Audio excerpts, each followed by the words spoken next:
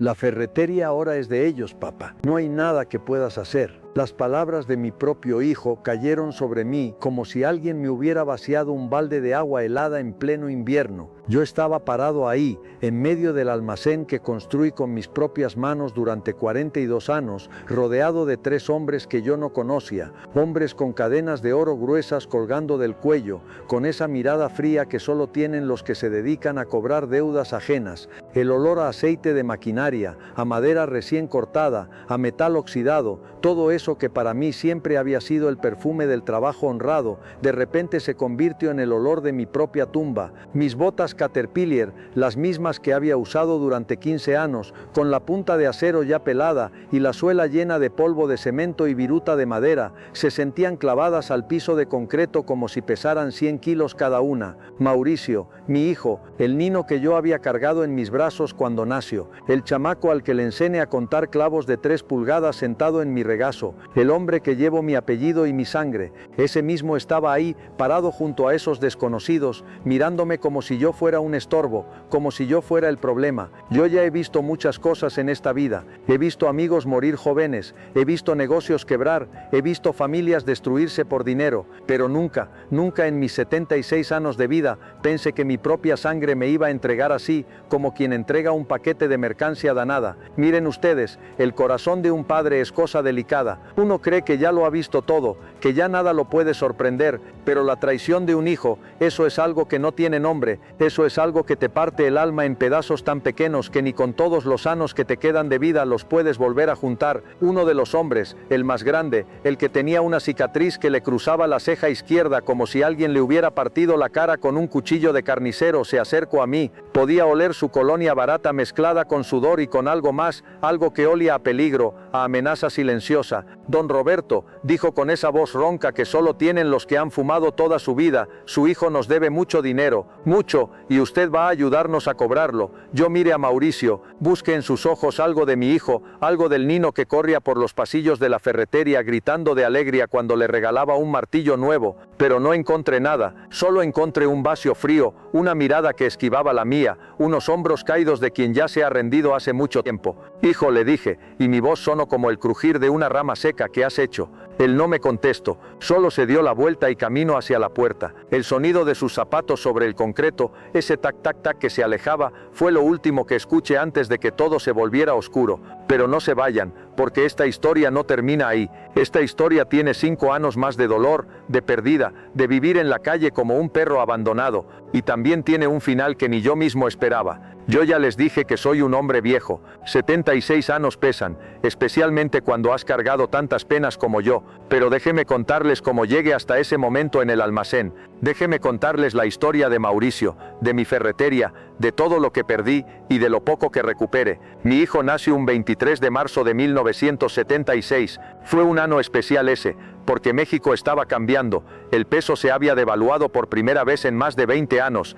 y yo, con mis 30 años recién cumplidos, acababa de abrir un pequeño local de ferretería en la esquina de la calle Hidalgo con la avenida Juárez, en un pueblo que entonces era pequeño pero que prometía crecer. Elena, mi esposa, que en paz descanse, llevaba 8 meses de embarazo cuando firmé el contrato de arrendamiento de ese local de 40 metros cuadrados que olía a humedad y tenía goteras en el techo. Ella me dijo que estaba loco, que como iba a abrir un negocio con un hijo en camino y sin un centavo ahorrado, pero yo tenía un sueño, y Elena, con todo y sus dudas, siempre me apoyó. El clavo de oro, así le puse a mi ferretería. Elena se rió cuando le dije el nombre.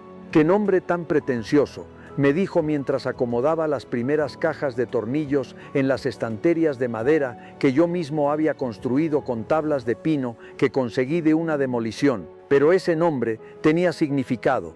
El clavo es lo más básico de la construcción, lo que sostiene todo, lo que une las piezas. Y yo quería que mi negocio fuera de oro, no por el dinero, sino por la calidad, por la honradez. Mauricio nació a las 3 de la mañana en el hospital civil. Yo estaba en la sala de espera, con las manos todavía manchadas de grasa de maquina, porque había venido corriendo desde la ferretería, cuando Elena rompió fuente. La enfermera salió con ese bulto pequeño envuelto en una manta azul deslavada del hospital, y cuando lo puse en mis brazos, juro por Dios que sentí que el mundo entero cabía en esos 3,5 kilos de vida nueva. Mauricio, le dije a Elena cuando entré al cuarto donde ella descansaba, pálida pero sonriente, se va a llamar Mauricio, como mi padre. Mi padre había sido albañil, se llamaba Mauricio González Hernández y murió cuando yo tenía 15 años, aplastado por una pared que se desplomó en una obra. Yo quería honrar su memoria, quería que su nombre siguiera vivo en mi hijo, en mi sangre. Los primeros años fueron duros, la ferretería apenas daba para comer. Había días que Elena y yo comíamos solo frijoles con tortillas para poder pagarle a los proveedores, pero nunca nos faltó fe y nunca nos faltó amor. Mauricio crecía sano, gordito como los niños bien queridos, con esos cachetes que Elena le pellizaba mientras le cantaba canciones de cuna. Yo ya sabía que tener un negocio propio era la única manera de salir adelante. Mi padre había trabajado toda su vida para otros y murió sin un peso. Yo no quería eso para mi familia, quería construir algo que durara, algo que pudiera heredarle a mi hijo. A los 4 años, Mauricio empezó a venir conmigo a la ferretería los sábados. Elena trabajaba medio tiempo en una panadería del centro para ayudar con los gastos, y yo me quedaba solo con el chamaco. Lo sentaba en un banquito alto detrás del mostrador, ese mostrador de madera de roble que yo mismo había lijado y barnizado hasta que brillaba como espejo, y le enseñaba a contar. Mira, hijo, le decía mientras sacaba un punado de clavos de 3 pulgadas de la caja, estos son clavos para madera, 1, 2, 3, 4, 5, ahora cuéntalos tú. Y él con sus manitas regordetas manchadas de polvo de metal, los contaba uno por uno, concentrado, con la lengua afuera como hacía siempre que se esforzaba en algo. 1, 2, 3, 4, 5 decía, porque todavía no pronunciaba bien las R's. Cuando cumplió 6 años le regalé su primer martillo. No era de juguete, era un martillo de verdad, uno de 16 onzas con mango de madera de fresno y cabeza de acero forjado. Elena casi me mata cuando lo vio. ¿Cómo le vas a dar eso a un niño?, me gritó esa noche en la cocina, mientras Mauricio dormía abrazado a su martillo nuevo como si fuera un oso de peluche. Se va a lastimar, tiene que aprender, le dije. Un hombre que sabe usar sus manos nunca pasa hambre, y Mauricio aprendió. A los 8 años ya sabía la diferencia entre un tornillo Phillips y uno de cabeza plana. A los 10 podía armar un estante completo con solo un diagrama. A los 12 atendía a los clientes cuando yo tenía que salir a hacer entregas en la camioneta Ford Pickup modelo 78 que había comprado de segunda mano, toda oxidada y con el escape roto, pero que funcionaba como reloj. Elena era el corazón de nuestra familia, una mujer de 1,55 m, delgada como un carrizo, pero con una fuerza que no se veía a simple vista. Se levantaba todos los días a las 5 de la mañana para hacernos el desayuno, huevos rancheros con frijoles refritos y tortillas calientitas que ella misma hacía en el comal de barro que había heredado de su abuela. Los domingos eran sagrados, no abríamos la ferretería por nada del mundo. En la mañana íbamos los 3 a misa de 9 en la iglesia de San Miguel Arcángel, esa iglesia de cantera rosa que había sobrevivido a la revolución y que olía a incienso y a flores marchitas. Nos sentábamos siempre en la tercera banca de la izquierda, la misma donde se habían sentado mis padres cuando yo era niño. Después de misa Elena preparaba pozole. El olor de esa cocina los domingos es algo que todavía puedo recordar con los ojos cerrados. El maíz reventado, el chile guajillo, el orégano, la cebolla picada, el rábano crujiente. Mauricio y yo nos sentábamos en la mesa del comedor, esa mesa de pino que yo había hecho con mis propias manos como regalo de bodas para Elena, y comíamos hasta que el cinturón pedía clemencia. ¿Más pozole, mi amor?, preguntaba Elena, ya con el cucharón en la mano antes de que yo pudiera contestar. Mujer, me vas a matar de gordo, le decía yo, y ella se reía con esa risa suya que sonaba como campanitas. Esos fueron los años dorados, los años en que todo parecía tener sentido, en que el trabajo duro daba frutos, en que mi hijo crecía recto y fuerte como los clavos que vendíamos. La ferretería fue creciendo poco a poco. Del local de 40 metros cuadrados pasamos a uno de 200. Contraté a mi primer empleado en 1985, un muchacho llamado Chuy que tenía 18 años y ganas de trabajar. Después vinieron más, hasta que teníamos 6 empleados permanentes y una bodega aparte para el inventario. Mauricio se graduó de preparatoria en 1994. Quería estudiar administración de empresas en la universidad y yo lo apoyé con todo. Vas a ser el gerente de El Clavo de Oro, le dije el día que lo dejé en el autobús que lo llevaría a Guadalajara. Vas a hacer crecer este negocio más de lo que yo nunca pude. En la universidad conoció a Patricia, una muchacha de Colima, hija de un ingeniero y una maestra, con ojos verdes que había heredado de algún antepasado español y con una sonrisa que iluminaba cualquier cuarto. Mauricio nos la presentó en una Navidad y Elena quedó encantada. Esta sí es una buena muchacha, me dijo Elena esa noche, mientras lavábamos los platos de la cena. Tiene educación, tiene modales, va a ser buena esposa. Se casaron en 1999, en la misma iglesia de San Miguel Arcángel donde nosotros nos habíamos casado 28 años antes. Elena lloró toda la ceremonia, esas lágrimas de madre que son mitad alegría y mitad tristeza, porque sabe que su hijo ya no le pertenece solo a ella. Daniela nació en el 2001, mi primera nieta. Cuando la vi por primera vez en el hospital, arrugadita y colorada como un jitomate maduro, sentí que el corazón se me iba a salir del pecho. Era igual a Elena de bebé, con esa misma nariz respingada y esos mismos labios de corazón. Elena murió en el 2010, cáncer de mama.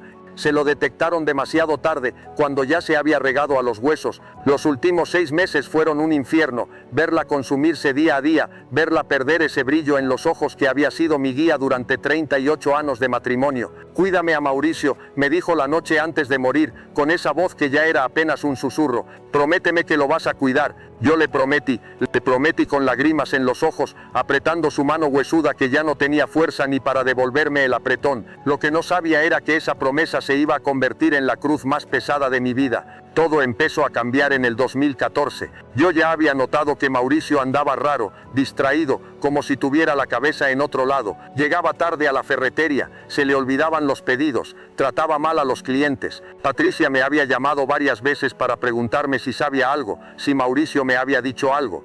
Sé qué le pasa, suegro, me dijo una vez por teléfono, con la voz quebrada. Ya casi no duerme en la casa. Dice que tiene juntas de trabajo, pero yo sé que no es verdad. Yo quise creer que era el estrés. La ferretería había crecido mucho. Teníamos 3 sucursales y casi 30 empleados. Era mucha responsabilidad para un hombre de 38 años. Yo quise creer que solo necesitaba descanso, unas vacaciones, un poco de tiempo para él. Pero la verdad era otra. La descubrí un sábado de enero de 2015. Mauricio había dejado su saco colgado en la oficina y yo necesitaba las llaves de la bodega que él siempre traía consigo. Metí la mano en el bolsillo interior buscando el llavero y saqué un punado de papeles arrugados. Eran boletos de apuesta, decenas de ellos, carreras de caballos, fútbol, box, béisbol, cantidades que me hicieron marear. 50,000 pesos aquí, 80,000 pesos allá, 120,000 pesos en una sola apuesta. Me senté en la silla de mi escritorio, ese escritorio de caoba que había comprado cuando abrimos la 3ª sucursal, y sentí que el mundo se me venía encima. Mi hijo era jugador. Mi hijo, el que había criado con tanto esfuerzo, el que había educado para ser honrado y trabajador, se había convertido en un apostador. Esa noche lo enfrenté. Llegué a su casa sin avisar, con los boletos en la mano. Patricia abrió la puerta, sorprendida de verme a esa hora. Daniela, que ya tenía 14 años, estaba haciendo tarea en la sala. ¿Dónde está tu esposo?, le pregunté a Patricia, sin saludar siquiera. En su estudio, me dijo ella, palideciendo como si supiera lo que venía. Entré al estudio sin tocar. Mauricio estaba sentado frente a la computadora, con páginas de casas de apuestas abiertas en la pantalla. Cuando me vio, su cara se puso blanca como el papel. Papá, yo te puedo explicar. ¿Explicarme qué?, le dije, aventando los boletos sobre su escritorio. Explicarme que te estás jugando el dinero de la familia. Explicarme que estás destruyendo todo lo que tu madre y yo construimos. Él intentó negarlo primero. Dijo que eran boletos viejos, que ya no apostaba, que todo estaba bajo control. Pero yo conocí a mi hijo, conocía cuando mentía, y esa noche estaba mintiendo como nunca lo había visto mentir. La confrontación terminó mal. Grité cosas que no debía haber gritado. Él gritó cosas que todavía me duelen recordar. Patricia lloraba en la puerta, y Daniela, mi pobre nieta, escuchó todo desde su cuarto. Pensé que esa noche iba a ser el fin del problema. Pensé que la vergüenza, el miedo, el amor a su familia, iban a hacer que Mauricio dejara de apostar. Qué ingenuo fui. Los siguientes 3 años fueron un descenso al infierno. La adicción adicción de mi hijo se fue haciendo más y más profunda, como un pozo sin fondo que se tragaba todo lo que tocaba. Primero fueron los ahorros de la familia. Patricia descubrió que las cuentas de banco estaban vacías, que el dinero que habían juntado para la universidad de Daniela había desaparecido. Después fue el carro, un Honda Accord del 2012 que vendió sin decirle a nadie. Luego la casa, que hipotecó con un notario corrupto que le hizo firmar los papeles a Patricia sin que ella supiera lo que estaba firmando. Patricia lo dejó en el 2016. Se llevó a Daniela y se fue a vivir con su hermana en Texas. Me llamó antes de irse, llorando tanto que apenas podía hablar. Lo siento, suegro, me dijo, ya no puedo más. Mauricio ya no es el hombre con el que me case. Se ha convertido en un monstruo. Yo traté de ayudarlo. Lo llevé a terapia. Lo metí a un grupo de jugadores anónimos. Le ofrecí pagarle una clínica de rehabilitación, pero nada funcionó. La adicción era más fuerte que él, más fuerte que yo, más fuerte que cualquier cosa. Y si esta historia les está tocando el corazón, suscríbanse al canal para no perderse el final, porque lo que pasó después, eso sí que no se lo esperan. Bueno, ¿dónde iba? Así, les estaba contando cómo la adicción de mi hijo se fue comiendo todo. Para el 2017, Mauricio ya debía más de 8 millones de pesos, no a bancos, no a financieras legales. Debía a prestamistas, a usureros, a gente que cobra sus deudas de maneras que no se pueden describir en compañía educada. El más peligroso de todos era don Emiliano, un hombre de 60 y tantos años, gordo, con bigote entrecano y ojos de serpiente, que tenía fama de tener conexiones con el crimen organizado. Mauricio le debía casi 5 millones de pesos, con intereses que crecían cada semana como una infección que no se puede detener. Yo no sabía nada de esto. Mauricio me lo había ocultado todo. Seguía trabajando en la ferretería como si nada, aunque ya rara vez lo veía concentrado en el trabajo. Pasaba horas encerrado en su oficina, supuestamente haciendo números, pero yo sabía que estaba apostando en línea, buscando la apuesta mágica que iba a resolver todos sus problemas. El 15 de noviembre de 2017, esa fecha la tengo grabada en la mente como si alguien la hubiera quemado con hierro caliente. Era un miércoles, había llovido toda la mañana, esa lluvia fina de noviembre que cala hasta los huesos. La ferretería estaba tranquila, solo unos cuantos clientes comprando impermeabilizante y lonas para proteger sus techos. Yo estaba en la bodega, revisando un pedido de tubería galvanizada que había llegado incompleto. Escuché el ruido de carros afuera, no uno, sino varios. Después voces de hombres, y luego la voz de Chuy, mi empleado más antiguo, gritando algo que no pude entender. Salí de la bodega y me encontré con una escena que todavía me quita el sueño. 3 camionetas negras con vidrios polarizados estaban estacionadas frente a la ferretería. De ellas habían bajado tal vez 10 hombres, todos con esa apariencia de matones profesionales, camisas de seda, cadenas de oro, zapatos brillantes que no combinaban con los charcos de lodo de la calle. Y ahí, en medio de todos ellos, estaba mi hijo. Papá, me dijo Mauricio, sin mirarme a los ojos, tenemos que hablar. Me llevaron al almacén, cerraron la puerta con llave. 2 de los hombres se quedaron vigilando mientras el resto esperaba afuera. Y entonces el hombre de la cicatriz, el que apestaba a colonia barata, me explicó la situación. Mauricio les debía 5 millones de pesos a don Emiliano. No podía pagar. Había intentado escapar, irse del país, pero lo habían encontrado en la central de autobuses con un boleto a Tijuana. La única manera de saldar la deuda, según ellos, era que yo les entregara la ferretería, las 3 sucursales, la bodega, el inventario, todo. No, le dije, con una firmeza que no sentía, la ferretería es mía, la construí yo con mis propias manos, no se la voy a dar a nadie.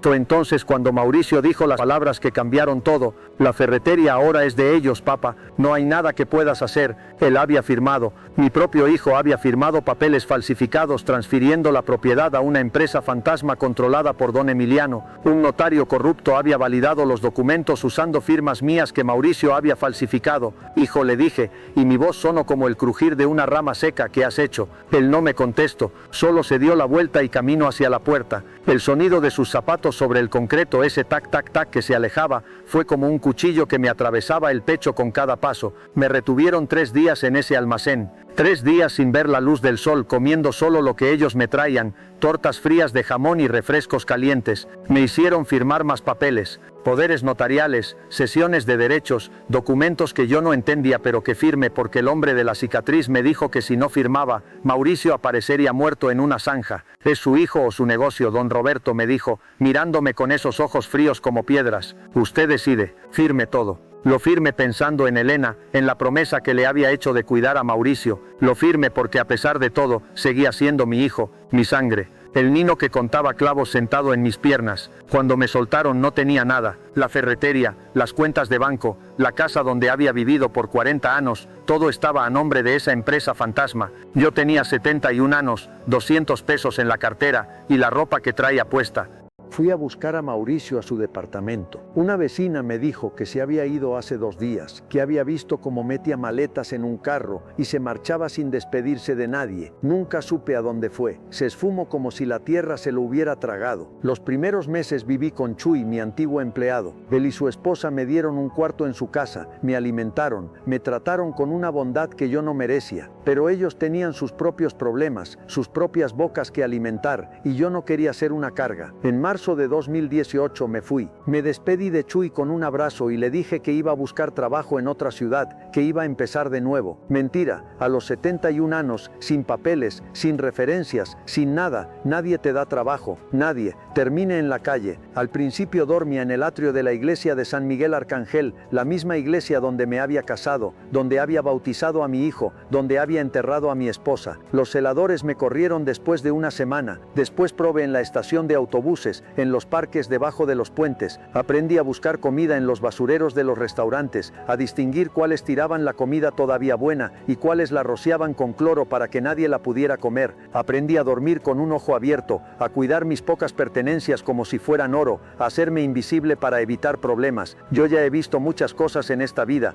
pero vivir en la calle te enseña cosas que ninguna otra experiencia te puede enseñar. Te enseña lo poco que importas para el mundo cuando no tienes dinero. Te enseña la crueldad de la gente que pasa a tu lado sin mirarte, como si fueras un poste de luz o un bote de basura. Te enseña sobre todo lo frágil que es la dignidad humana. Pasé casi 2 años así, 2 años de frío, de hambre, de humillación, 2 años de preguntarme todas las noches por qué seguía vivo, porque no me dejaba morir de una vez y terminaba con todo este sufrimiento. Pero también fueron 2 años de aprendizaje. En la calle conocí a Don Chucho, un hombre de 65 años que llevaba 10 viviendo sin techo. Él me enseñó las reglas de supervivencia, dónde encontrar comida, dónde dormir seguro, cómo evitar a los policías que te golpeaban solo por diversión, cómo mantenerte limpio cuando no tienes ni agua. Don Chucho había sido contador antes de que el alcohol destruyera su vida.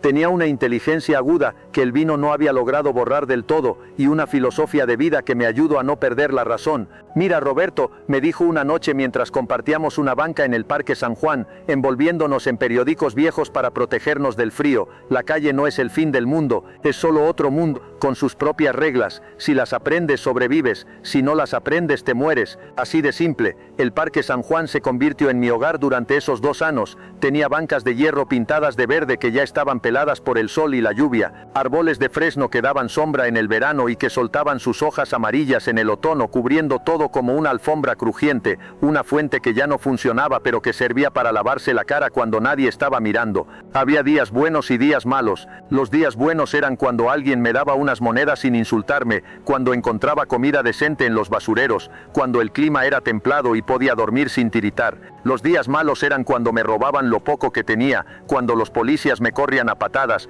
cuando la lluvia me calaba hasta los huesos y no encontraba dónde refugiarme. Un día malo fue cuando me enfermé de neumonía. Llevaba 3 días con fiebre alta, tosiendo sangre, sin poder levantarme de la banca donde dormía. Don Chucho fue quien me llevó a rastras hasta un albergue para indigentes que quedaba a 20 cuadras del parque. El albergue se llamaba Casa de la Esperanza. Era un edificio viejo, con paredes descascaradas y techos que goteaban, pero que olía a comida caliente y a ropa limpia. Ahí me recibieron sin hacerme preguntas, me dieron una cama con sábanas limpias, me llevaron a un doctor que me dio medicinas gratis. Pasé 90 días en ese albergue. Fue el tiempo máximo que permitían antes de que tuvieras que irte y dejar lugar a otros. En esos 90 días me recuperé de la neumonía, gané algo de peso, volví a sentirme casi humano. Pero también fueron 90 días de reflexión, acostado en esa cama estrecha, rodeado de otros hombres que habían perdido todo igual que yo. Me pregunté 1000 veces qué había hecho mal, dónde me había equivocado como padre, porque mi hijo me había traicionado de esa manera. No encontré respuestas. La adicción es una enfermedad que no respeta ni el amor, ni la sangre, ni nada. Mauricio no me había entregado porque me odiara. Me había entregado porque ya no era capaz de pensar en nadie más que en su adicción, en su siguiente apuesta, en su próxima dosis de adrenalina. Entenderlo no me hacía sentir mejor, pero al menos me permitió dejar de odiarme a mí mismo. Cuando salí del albergue volví al Parque San Juan. Don Chucho seguía ahí, un poco más viejo, un poco más cansado, pero con la misma sonrisa desdentada de siempre. Pensé que te habías muerto, cabrón, me dijo, abrazándome con esos brazos flacos que olían a vino barato y a sudor anejo. Todavía no, le dije, todavía tengo cuentas que saldar. Fue entonces cuando pasó algo que cambió mi suerte. Una tarde de septiembre de 2019, yo estaba sentado en mi banca de siempre, la que quedaba junto a la fuente rota, tratando de leer un periódico viejo que había encontrado en la basura. De repente alguien se sentó a mi lado. Era el padre Ignacio, el párroco de San Miguel Arcángel, un hombre de 60 y tantos años, canoso, con lentes gruesos y una sonrisa que te hacía sentir que todo iba a estar bien, aunque el mundo se estuviera cayendo a pedazos. Don Roberto, me pregunto, mirándome con una mezcla de sorpresa y tristeza, es usted, ¿verdad? Yo lo reconocí al instante. El padre Ignacio había oficiado la misa de funeral de Elena, había estado con nosotros en los momentos más difíciles, nos había dado consuelo cuando parecía que no había consuelo posible. No tuve fuerzas para mentirle, le conté todo, la adicción de Mauricio, la traición, la pérdida de la ferretería, los 2 años en la calle. Él me escuchó sin interrumpirme, asintiendo de vez en cuando con esos ojos llenos de compasión que solo tienen los hombres de verdadera fe. Cuando terminé, él se quedó callado un momento, después me puso una mano en el hombro y me dijo, Don Roberto, Dios no lo ha abandonado. A veces nos pone pruebas que parecen imposibles de superar, pero siempre hay una salida. Venga conmigo, tengo trabajo para usted. Esa tarde el padre Ignacio me llevó a la iglesia de San Miguel Arcángel, me dio un cuarto en la sacristia, un cuarto pequeño con una cama,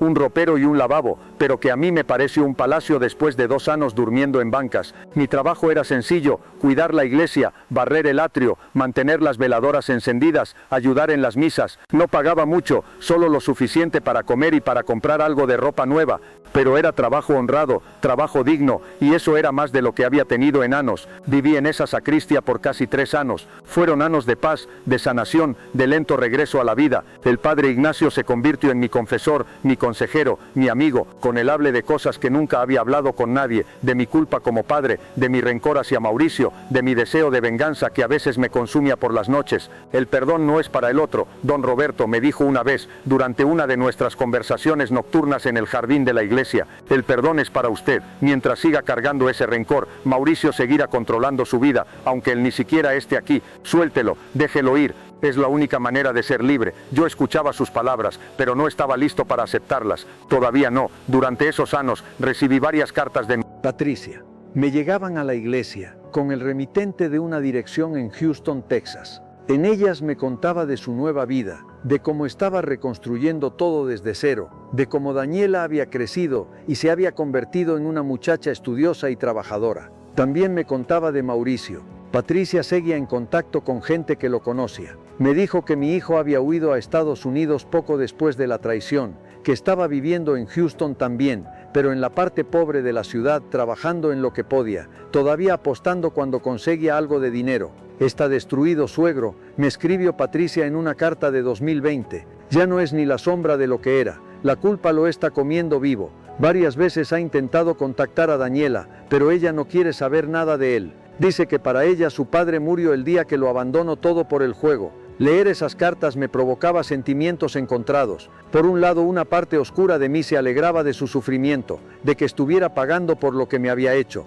Por otro lado, seguía siendo mi hijo, mi sangre, y no podía evitar sentir algo de tristeza por su destino. Daniela también me escribía. Cartas más cortas, más directas, pero llenas de un cariño que me llenaba el alma. Me contaba de sus estudios, de su trabajo de medio tiempo en un restaurante, de sus sueños de convertirse en enfermera. Abuelo, me escribió una vez, quiero que sepas que para mí, tú eres el ejemplo de lo que significa ser fuerte. Lo que te hizo mi papá fue imperdonable, pero tú sigues adelante, sigues viviendo. Eso me inspira todos los días. Esas cartas me mantenían vivo, me recordaban que todavía había alguien en el mundo que me quería, que mi vida todavía tenía significado. En julio de 2022, llegó la llamada que cambiaría todo. Era un martes por la tarde. Yo estaba barriendo el atrio de la iglesia, como hacía todos los días a esa hora. El sol pegaba fuerte, y el sudor me escurría por la frente mientras empujaba la escoba sobre las baldosas de cantera. El teléfono de la sacristia sonó, y el padre Ignacio me llamó.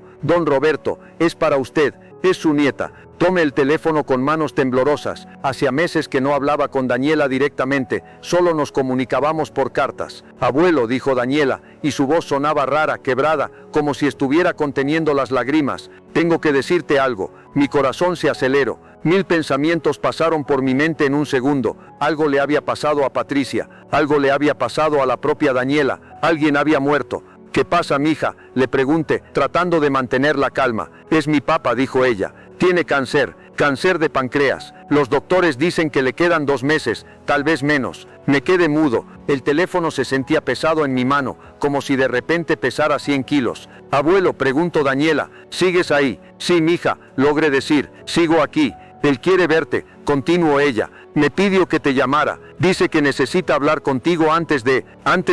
No pudo terminar la frase. Escuche cómo se le quebraba la voz, cómo lloraba al otro lado de la línea. Él me destruyó la vida, Daniela, le dije, y mi voz sonó más dura de lo que pretendía. Me quito todo, me dejo en la calle como un perro, porque debería ir a verlo, porque es tu hijo, abuelo, me contestó ella, y porque si no vas a pasar el resto de tu vida preguntándote si debiste hacerlo. Esa noche no dormí. Me quedé sentado en mi cuarto de la sacristia, mirando el techo, pensando en las palabras de Daniela, pensando en Mauricio, pensando en todo lo que había perdido y en todo lo que todavía me quedaba por perder. Al día siguiente fui a hablar con el padre Ignacio. Le conté de la llamada, de la enfermedad de Mauricio, de su petición de verme. ¿Qué debo hacer, padre?, le pregunté. ¿Cómo puedo perdonar a alguien que me hizo tanto daño? El padre Ignacio se quedó pensativo un momento. Después me miró con esos ojos sabios que habían visto tantas tragedias humanas, tantos corazones rotos, tantas almas perdidas. Don Roberto, me dijo, el perdón no es un sentimiento, es una decisión. Usted puede decidir perdonar a Mauricio aunque todavía sienta rabia, aunque todavía sienta dolor. Y tal vez, al perdonarlo, encuentre la paz que ha estado buscando todos estos años. Hizo una pausa y añadió, además, piense en esto. Si Mauricio muere sin que usted lo haya visto, sin que hayan hablado, ese silencio lo va a perseguir para siempre. Esa es una carga que no quiere cargar, créanme. He visto lo que hace a la gente. Yo ya sabía que tenía razón. Lo sabía en el fondo de mi corazón, aunque no quisiera admitirlo. 3 días después, estaba en un autobús rumbo a Houston. El viaje duró 18 horas de carretera, de paisajes que cambiaban de montanas verdes a desiertos áridos a ciudades grises. 18 horas de pensar en lo que iba a decirle a mi hijo, en cómo iba a mirarlo a los ojos después de todo lo que había pasado. Daniela me recogió en la estación de autobuses. Estaba más grande, más mujer, con el pelo recogido en una cola de caballo y los ojos verdes de su madre brillando con lágrimas contenidas cuando me vio bajar del autobús. Abuelo, me dijo, abrazándome tan fuerte que casi me saca el aire. Gracias por venir. Me llevo en su carro, un Honda Civic viejo pero bien cuidado, hasta el hospital donde estaba Mauricio. El hospital estaba en la parte sur de la ciudad, un edificio grande y gris que olía a desinfectante y a enfermedad. Prepárate, abuelo, me advirtió Daniela mientras caminábamos por los pasillos blancos y brillantes. Se ve muy mal, ya casi no lo reconozco.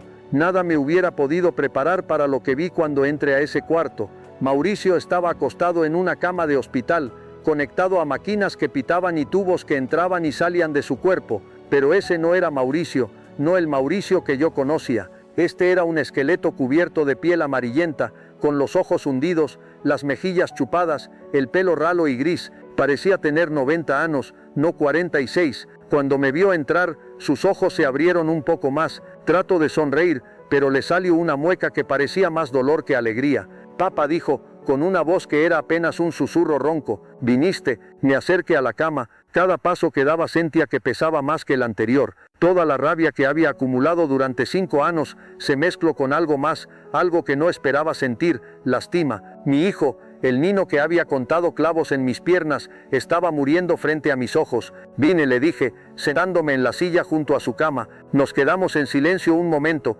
El único sonido era el pitido constante de los monitores y el susurro del oxígeno que entraba por los tubos en su nariz. Papá, empezó Mauricio, y su voz se quebró. Tengo que decirte algo, tengo que pedirte perdón. Yo no dije nada, solo lo miré esperando. Lo que te hice, continuó él, con lágrimas escurriendo por sus mejillas hundidas. Fue lo peor que he hecho en mi vida. Cada noche durante estos 5 años he sonado con ese momento en el almacén. He sonado con tu cara cuando te dije que la ferretería ya no era tuya. He sonado con el sonido de mis zapatos alejándose mientras tú te quedabas ahí, solo, sin nada. Hizo una pausa para toser, una tos seca y dolorosa que le sacudía todo el cuerpo. Yo sabía lo que estaba haciendo. Siguió cuando pudo hablar de nuevo. No estaba ciego, no estaba tan perdido en la adicción que no supiera lo que te estaba quitando, pero estaba tan asustado, papá, tan asustado de lo que don Emiliano me iba a hacer. Pensé que si te entregaba a ti me dejarían en paz. Pensé que podría huir y empezar de nuevo. ¿Y lo lograste?, le pregunté, con voz más fría de lo que pretendía.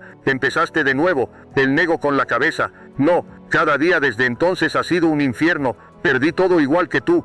Perdí a Patricia, perdí a Daniela, me perdí a mí mismo. La adicción no paró, solo se hizo más fuerte. Y la culpa es peor que cualquier cáncer. Me agarré de los brazos de la silla. Sentía que si no me sostenía de algo, iba a explotar. ¿Sabes lo que me hiciste vivir?, le dije, y mi voz empezó a subir de volumen. ¿Sabes que dormí en la calle durante 2 años? Que comí de la basura, que tuve neumonía y casi me muero solo en un parque, sin nadie que me cuidara. Lo sé, papá, dijo él llorando abiertamente. Lo sé todo. Daniela me contó, y no hay perdón suficiente en el mundo para eso. Lo sé, pero necesitaba decírtelo. Necesitaba que supieras que lo siento, que te quiero, que siempre te quise, aunque mis acciones dijeran lo contrario. Yo ya he visto muchas cosas en esta vida. He visto el mal y el bien, la crueldad y la bondad, la traición y la lealtad, pero nada me había preparado para ese momento. Mi hijo, el que me había destruido la vida, estaba ahí, muriendo, pidiéndome perdón, y yo tenía que decidir si dárselo o no. Pasé los siguientes días en ese hospital. Dormía en una silla junto a la cama de Mauricio, comía lo que Daniela me traía de su casa, me bañaba en el pequeño cuarto de baño del cuarto.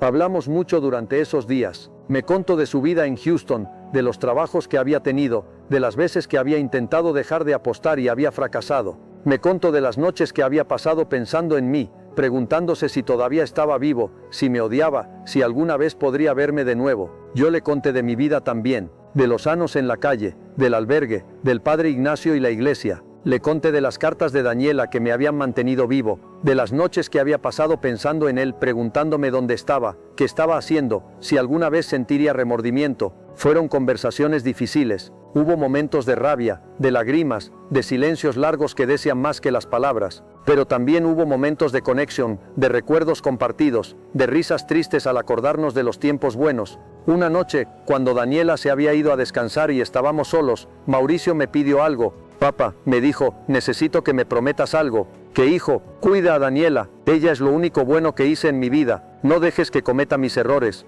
No dejes que la vida la destruya como me destruyó a mí. Yo le tomé la mano, esa mano huesuda y fría que alguna vez había sido la manita regordeta de un nino contando clavos. Te lo prometo, le dije. Mauricio murió un martes de agosto de 2022, murió en paz, con Daniela a un lado y yo al otro sosteniendo cada uno una de sus manos. Sus últimas palabras fueron para nosotros. Los quiero, dijo con una voz tan débil que apenas lo pudimos escuchar. Perdónenme. Y después, cerró los ojos y se fue. El funeral fue pequeño, solo estábamos Daniela, Patricia, algunos conocidos de Mauricio de sus últimos años, y yo. Lo enterramos en un cementerio de Houston, bajo un árbol de roble que daba sombra sobre su tumba. Después del funeral, Patricia me dio un sobre. Mauricio me pidió que te diera esto, me dijo. Lo escribió hace unas semanas cuando todavía podía escribir. Abrí el sobre con manos temblorosas. Adentro había una carta escrita con letra torcida y temblorosa, la letra de un hombre que ya casi no tenía fuerzas para sostener una pluma. Papá, empezaba la carta. Si estás leyendo esto es porque ya me fui. Quiero que sepas que mi mayor arrepentimiento no es haber perdido todo el dinero, ni haber arruinado mi matrimonio, ni siquiera haber muerto joven.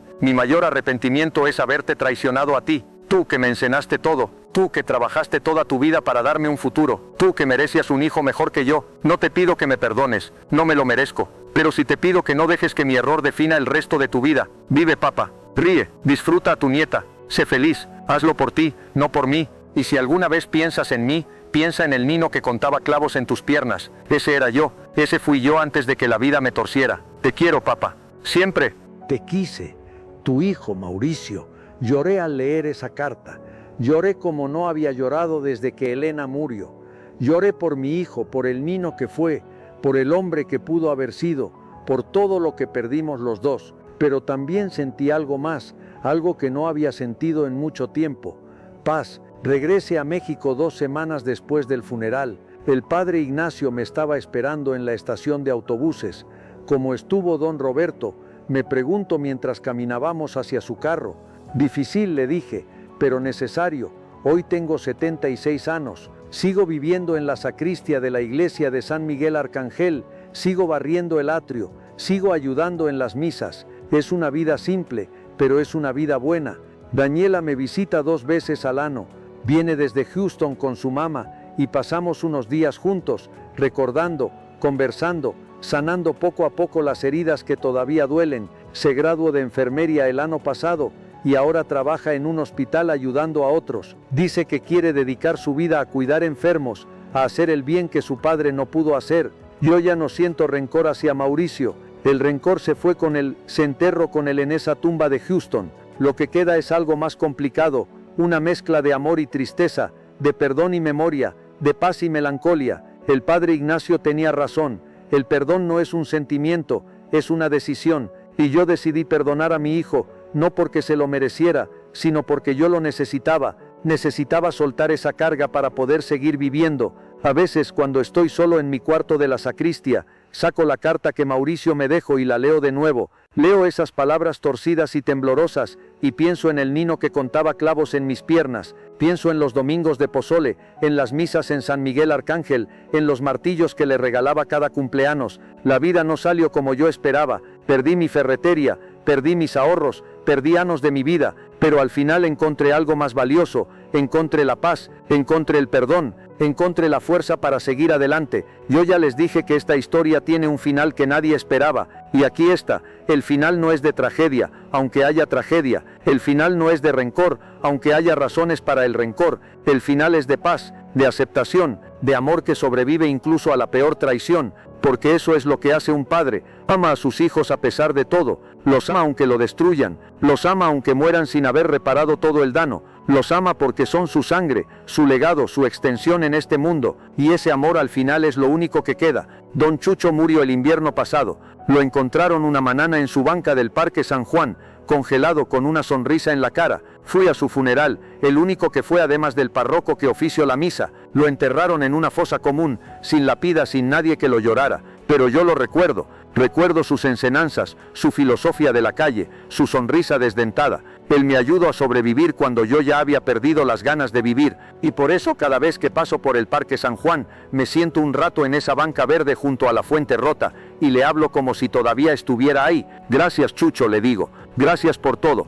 La vida me ha enseñado que las tragedias no se olvidan, pero se pueden superar, que el dolor no desaparece, pero se puede soportar, que el perdón no borra el pasado, pero puede liberar el futuro. Yo ya no soy el hombre que era, el Roberto que construyó el Clavo de Oro, que tenía 3 sucursales y 30 empleados. Ese hombre ya no existe, pero el Roberto que soy ahora, el que barre el atrio de una iglesia y vive en una sacristía, ese hombre tiene algo que el otro no tenía, tiene paz, y la paz al final de cuentas vale más que cualquier ferretería. Miren ustedes, yo les conté esta historia, no para que sientan lástima por mí, la conté para que aprendan algo, para que entiendan que la vida es impredecible, que los hijos a veces nos decepcionan, que el dinero puede desaparecer en un instante, pero también para que entiendan que siempre hay una salida, siempre hay una forma de encontrar la paz, aunque el camino sea largo y doloroso. Si ustedes tienen hijos con problemas de adicción, busquen ayuda, no esperen a que sea demasiado tarde.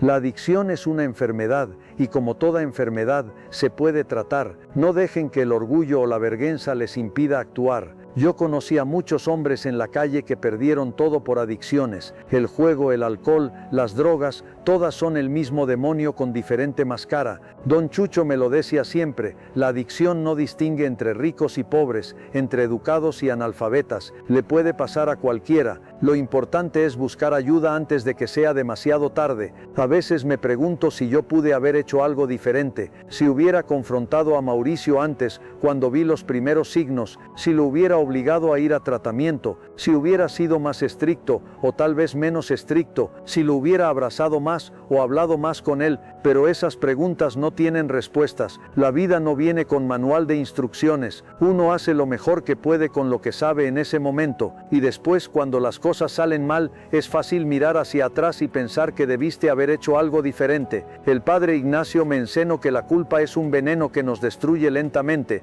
que podemos aprender de nuestros errores sin torturarnos por ellos, que ser un buen padre no significa ser perfecto, significa amar a tus hijos aunque cometan errores, aunque te decepcionen, aunque te rompan el corazón. Hay algo que no les conté todavía, algo que pasó unas semanas antes de que Mauricio muriera, cuando todavía teníamos esperanza de que tal vez los doctores se habían equivocado, de que tal vez el cáncer no era tan agresivo como decían. Una tarde Mauricio me pidió que lo sacara del hospital, solo un rato, dijo, quiero ver el sol. Las enfermeras no querían dejarlo salir, pero Daniela convenció al doctor de que le dieran permiso por unas horas. Lo saqué en una silla de ruedas, envuelto en cobijas porque el aire acondicionado del hospital lo tenía siempre con frío. Lo llevé al estacionamiento del hospital, donde había un pequeño jardín con bancas y árboles de magnolia que estaban floreciendo. Nos sentamos ahí, padre e hijo, viendo las nubes pasar. El sol de Texas pegaba fuerte, pero a Mauricio le hacía bien.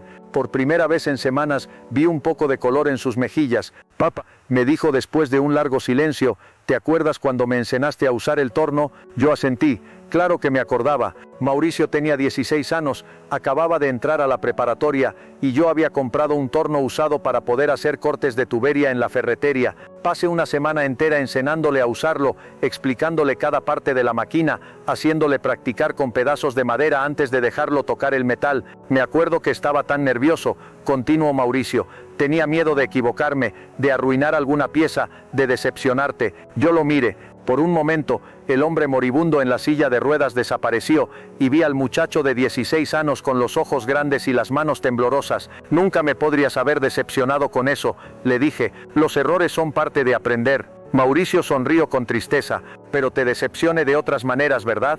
De maneras mucho peores. No supe qué contestar. Era verdad. Me había decepcionado, me había traicionado, me había quitado todo, pero también era mi hijo, y en ese momento, viendo el sol reflejarse en sus ojos hundidos, sentí algo que no había sentido en mucho tiempo. Sentí que lo perdonaba, no el perdón que dices con palabras, no el perdón que finges para quedar bien, el perdón de verdad, el que sale del alma, el que te libera de la carga que has estado arrastrando por años. Hijo, le dije, tomándole la mano, yo no soy perfecto, nunca lo fui, tal vez te puse demasiada presión, tal vez no te escuché cuando debí haberte escuchado, tal vez fui tan terco en querer que fueras como yo, que nunca te deje ser tú mismo. Papá, no, déjame terminar, le dije. Lo que paso, no lo podemos cambiar, pero lo que sí podemos hacer es perdonarnos. Los dos, tú a mí por mis errores y yo a ti por los tuyos, porque la verdad, Mauricio, es que te quiero, siempre te quise. Incluso cuando estaba más enojado contigo, te quería, y ese amor no desaparece, aunque quieras que desaparezca. Mauricio empezó a llorar, lágrimas silenciosas que le corrían por las mejillas, y yo lloré también.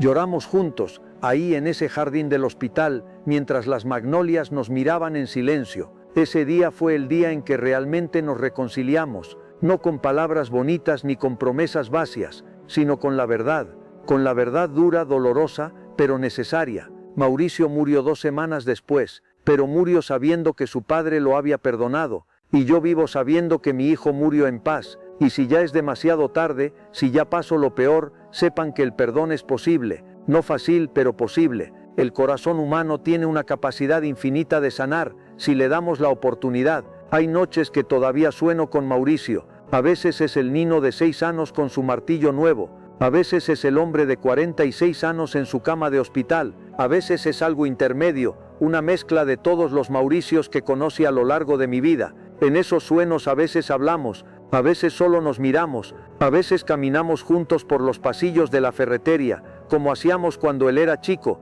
y cuando despierto, a veces siento una paz profunda, y a veces siento una tristeza que me aprieta el pecho, pero ya no siento rabia, ya no siento rencor. Esos sentimientos se fueron con Mauricio, se quedaron enterrados en esa tumba de Houston, junto con sus cenizas y sus pecados. Daniela me manda fotos de vez en cuando, fotos de su trabajo en el hospital, de su departamento, de su vida en Estados Unidos, me cuenta de sus pacientes, de las vidas que ayuda a salvar, del bien que hace en este mundo. Ella es el legado de Mauricio, el único legado bueno que dejo, y yo estoy orgulloso de ella, más orgulloso de lo que jamás estuve de ninguna sucursal de ferretería. Yo ya estoy viejo, 76 años son muchos años, no sé cuánto tiempo me quede, pero puedo decirles que estoy listo para irme cuando Dios me llame. Estoy en paz con mi pasado, con mi hijo, con mi vida. El padre Ignacio dice que la vida es un camino, no un destino, que lo importante no es donde terminas, sino cómo caminas. Y yo después de todo lo que pase puedo decir que aprendí a caminar de nuevo. Aprendí que uno puede caer al suelo y levantarse, que uno puede perderlo todo y encontrar algo nuevo, que uno puede ser traicionado por su propia sangre y aún así encontrar la manera de seguir amando.